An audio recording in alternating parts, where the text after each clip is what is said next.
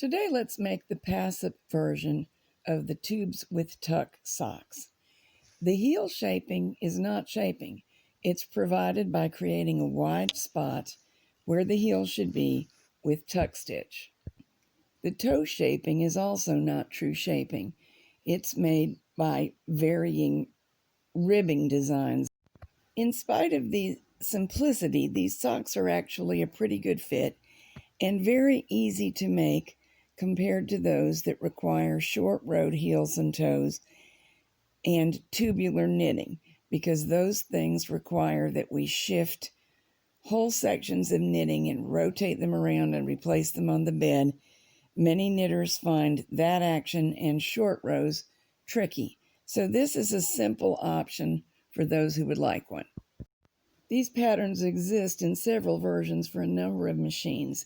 This is the Passap version, and it will come out as a printed pattern in Country Knitting of Maine News and Views sometime in 2021, along with the pattern for single bed standards, and another version of this may be used for double bed standards that are Japanese style rather than Passap. Using number 1 weight sock yarn that gets 7 stitches, 10 rows per inch for a size 6 for the sample, that's what we're knitting, cast on a total of 56 stitches. Starting at a very small stitch size with every other needle in work on each bed and the locks both set for N, knit 1 zigzag row. It's called that because the yarn zigs and zags between the front and back bed needles. For my particular machine, it works best to begin at stitch size 2. Then we're going to knit 2 circular rows. That's CX, CX, and I nudge it up to 3 on both beds for those rows. Both locks back to N and knit 1 final row that completes the cast on. My ribbing stitch size is 4-4. That means 4 on both beds. And my main bed, single bed work stitch size for the bulk of the sock is 6. So now we turn it up to the ribbing size, 4-4 for me, and just knit the number of rows of ribbing that we want. I knitted 60 because I want a 6-inch sock top. After row 58, I turn up the stitch size on both beds 1 whole number, and again after row 59, so as to transition to the stitch size that will be used for the body of the sock. Now transfer all the stitches to 1 bed. On a Passap, it really doesn't matter which bed, but I'm going to use the front bed as the main bed because I can film it more easily so that you can see it. Change to black strippers and knit 1 plain stockinette row with the lock set on N. Up until now, I have not concerned myself with where the pushers were and what they were thinking or doing, because they are not responsive when the locks are set on N. Now we're going to be using the pushers to work tuck stitch, so I need to pay attention. Pushers are always out of work if they're down housed in the rail. They are also out of work when using N on the locks.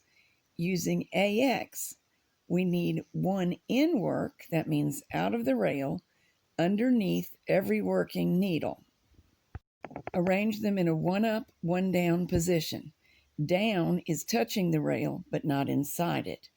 Up is about 1 centimeter higher than that position in their channels. It's important not to leave any pushers out of the rail that are not beneath working needles. What will happen is if we accidentally leave one engaged, is it will begin to work the needle, even if you didn't want that. Now set the lock to AX plus 1 arrow key. I'm using the right arrow key. This will cause the pushers to change position every other row. Every time a pusher is up, it will instruct the needle above it to knit normally. Every time a pusher is down, it will instruct the needle to tuck. In other words, grab a piece of yarn, but don't knit it off. And we will get the same exact tuck stitch that Japanese knitters get using card number 1 in most sets. Knit 40 tuck rows. These are the heel rows. Now back to N for the foot rows. foot rows are 50 plain stockinette rows, and this time I'm going to be good and be prudent and put all my pushers back in the rail. I'm using a pusher alignment tool. Your fingertips can do the same job, but it is a little hard on them. So think of the pusher alignment tool as a very tough, speedy fingertip.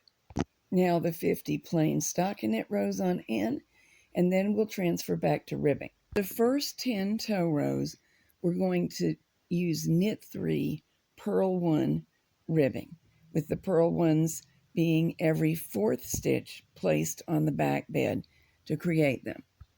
When using as few purl stitches as this, it's your choice whether to use black strippers or orange strippers.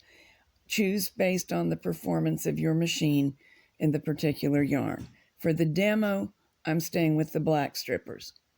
So transfer every 4th stitch to the back bed, turn down the stitch size 1 whole number, knit 10 rows. There are now groups of 3 stitches together working on the front bed.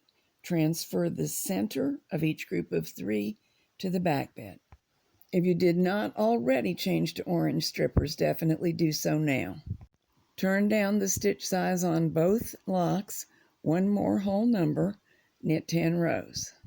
Passap's knit best in ribbing, following what their manual calls the needle rule. That means the leftmost needle should be on the front bed and the rightmost needle should be on the back bed. Try to arrange things so that is true. These last 10 rows are the tip of the toe, these every other needle rib rows. After them, transfer all the front bed stitches to the back bed.